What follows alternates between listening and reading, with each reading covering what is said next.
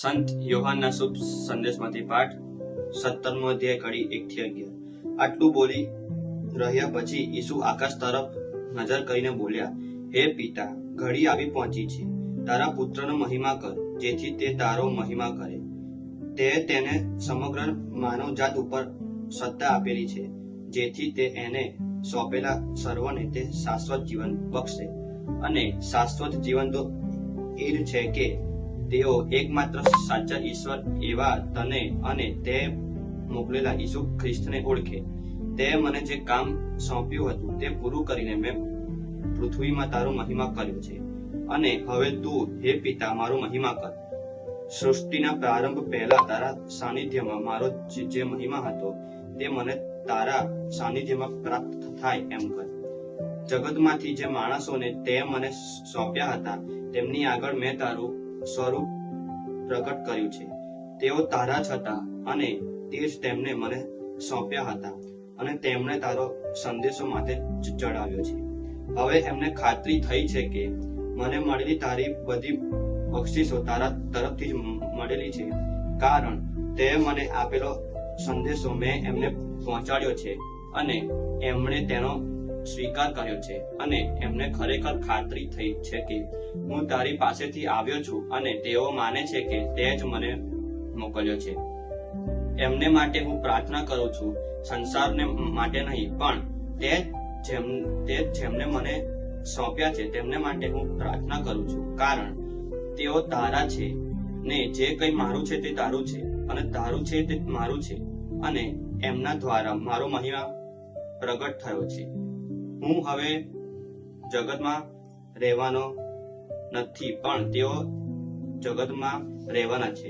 હું તો તારી પાસે આવું છું, હે પાવક પિતા, જેમને તે મને સોંપ્યા છે તેમનું તારા નામને પ્રતાપે રક્ષણ કર, જેથી આપણે જેવા એકરૂપ છીએ તેવા તેઓ પણ એકરૂપ થાય। આ પ્રભુની વાણી છે, તે આપણો આધાર છે। ઈસુની જય। વાલા ધર્મજનો, વાલા યુવા મિત્રો, આજે આજના શુભ સંદેશમાં પ્રભુ ઈસુ પોતાના શિષ્યો સમક્ષ એ વાર્તાલાપ છેલ્લા ભોજનનો ચાલુ રાખે છે અને પ્રાર્થના કરતા કહે છે, હે પિતા, આ ઘડી આવી પહોંચી છે કે હવે હું તારી જોડે આવવાનો છું। અને જેમ આપણા ઘરમાં કોઈ મરણ પથારી પડ્યું હોય અને છેલ્લા શબ્દો સલાહ રૂપે પોતાના સ્વજનોને કહે, એ જ રીતે પ્રભુ એ સલાહના શબ્દો કહે છે, મુશ્કેલી આવશે, તકલીફ આવશે, પણ હું તમારી જોડે છું। અને એમને કહે છે, તમે એકરૂપ રહેશો। ભેગા રહેવું બહુ અઘરું છે, પણ ભેગા રહીએ ત્યારે કંઈક સાચે જ ચમત્કાર થાય છે। આજે માતા ધર્મસભા ચાર્લ્સ લવાંગા અને તેના બીજા 22 સાથીઓને યાદ કરે છે કે જેઓ આજના દિવસે શહીદ થયા હતા। બહુ અગત્યનો ઇતિહાસ છે ચાર્લ્સ લવાંગા, યુગાન્ડા આ જગ્યા કે જ્યાં આ વ્યક્તિ મૃત્યુ પામ્યો એના 1 વર્ષ પહેલા એણે સ્નાન સંસ્કાર ગ્રહણ કર્યો। ચાર્લ્સ લવાંગા એક એવો યુવાન કહેવાય છે કે એ યુગાન્ડાના રાજદરબારમાં આનાથી દેખાવડો પુરુષ કોઈ નહોતો, અને એટલો જ ખડતલ હતો। એણે પ્રભુને સ્વીકાર્યા પછી 13 વર્ષથી 30 વર્ષના એના સાથી મિત્રોમાં એવી અસર કરી કે કોઈ પાપમાં ના પડે। કે આજના સમયમાં આપણે મા બાપ તરીકે જાણીએ છીએ, ટીનેજ અને યુથના સમયમાં ઘણા યુવાનો, ઘણા ટીનેજર્સ ખોટા રસ્તે જતા હોય છે। આ એક અગત્યની બાબત એણે જોઈ, અને એ સમયે એ યુગાન્ડાનો રાજા મવાંગા, એવું કહેવાય છે કે એણે કેથલિક ધર્મનો કે ખ્રિસ્તી ધર્મનો કદી વિરોધ નતો કર્યો, પણ એની સાથે રહેલો એક કારોબારી જે હતો એણે કહ્યું કે તમે આ લોકોને આટલી સ્વતંત્રતા આપો છો, સારું નહીં। એવો સમય આવશે કે જ્યારે આખું રાજ્ય કેથલિક થઈ જશે। અને એવી રીતે કાન બંબરણી કરીને આ મવાંગા જે રાજા હતો એને ચાર્લ્સ અને એના 22 સાથીઓને જીવતા સળગાવવા માટે આદેશ આપ્યો। કહેવાય છે કે જીવતા સળગાવવામાં જ્યારે ચાર્લ્સ લવાંગાને આવે ત્યારે એમના ચહેરા ઉપર સ્મિત હતું, કોઈ ડર નહોતો।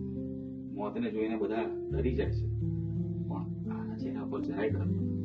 અને મૃત્યુના સમયે એમણે માત્ર એક જ બૂમ પાડી, કોટાંબા, એટલે પ્રભુ મારી સાચવજો, મારી જોડે રહેશો। અને એ દ્વારા એ મૃત્યુ પામ્યા। આજે Charles Lwanga African youth of social એક્શનના પેટ્રન સેન્ટ કહેવાય છે, એટલે કે આફ્રિકા ખંડમાં જે લોકો સમાજ સેવા માટે કામ કરે છે એના એ રક્ષક સંત છે।